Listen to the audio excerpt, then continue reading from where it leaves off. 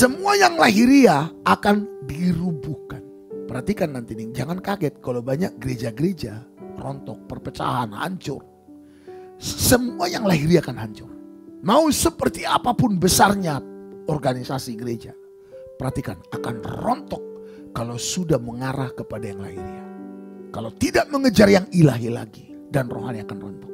Oke, jangan kaget kalau dengar ada sinode besar, perang, bunuh-bunuhan.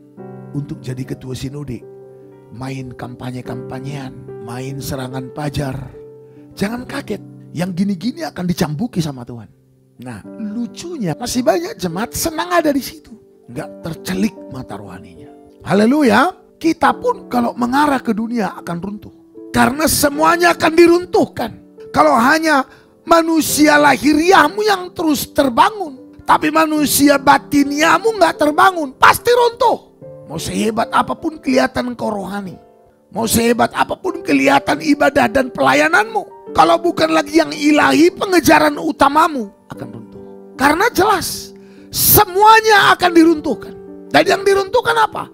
Bait Allah. Dan jelas bait Allah yang diruntuhkan dalam Yohanes pasal 2 adalah bait Allah yang tidak lagi berfungsi sebagai rumah doa.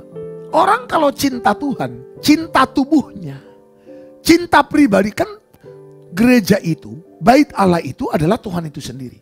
Dan kita juga adalah bait Allah, katakan amin. Makanya saudara dan saya kalau sudah jadi bait Allah yang benar, kau akan menyatu dengan Tuhan dalam.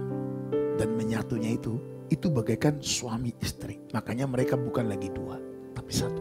Makanya kalau kau udah menyatu dengan Tuhan, pemilik sorga dan yang empunya segalanya, gak mungkin hidupmu tidak difasilitasi selama di bumi ini. Hanya belajar aja, memang proses penyatuan itu tidak seperti membalikkan tangan. Enggak gampang. Ibarat satu benda dengan benda lain kita mau lebur satu, ya butuh proses. Saudara dan saya pun perlu diproses. Makanya untuk menyatu dengan Tuhan harus siap dilebur. Makanya dalam hubungan suami istri juga begitu. Kalau mau benar-benar mereka satu bukan lagi dua, suami dan istri ini siap dilebur satu dengan yang lain. Nah, banyak orang tidak mau dilebur ketika menikah, makanya banyak perceraian. Padahal sebenarnya perbedaan-perbedaan itu adalah sarana Tuhan melebur kita. Coba nikmati aja perbedaan itu, sabar. Sampai akhirnya nanti kita bisa beradaptasi satu dengan yang lain. Dan bisa saling menerima. Kecuali menyimpang dari kebenaran ya. Matius 21 coba kita lihat saudara. Ya, ayat 12 dan 13. Biar lebih jelas ini. Haleluya. Ya.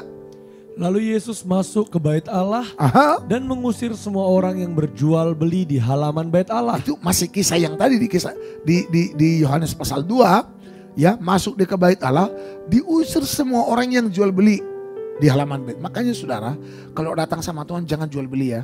Tuhan, aku udah buat ini, mana berkatmu? Itu jual beli loh. Aku udah kasih perpuluhan, tapi kenapa aku masih miskin? Kau mau jual beli sama Tuhan? Oh, aku mau buat ini, biar aku diberkati. Jual beli. Jangan lakukan apapun hanya tujuannya supaya engkau diberkati. Tapi lakukan karena cinta. Kalaupun enggak Tuhan balas apa yang kau buat, enggak apa-apa. Yang penting aku melakukan sesuatu karena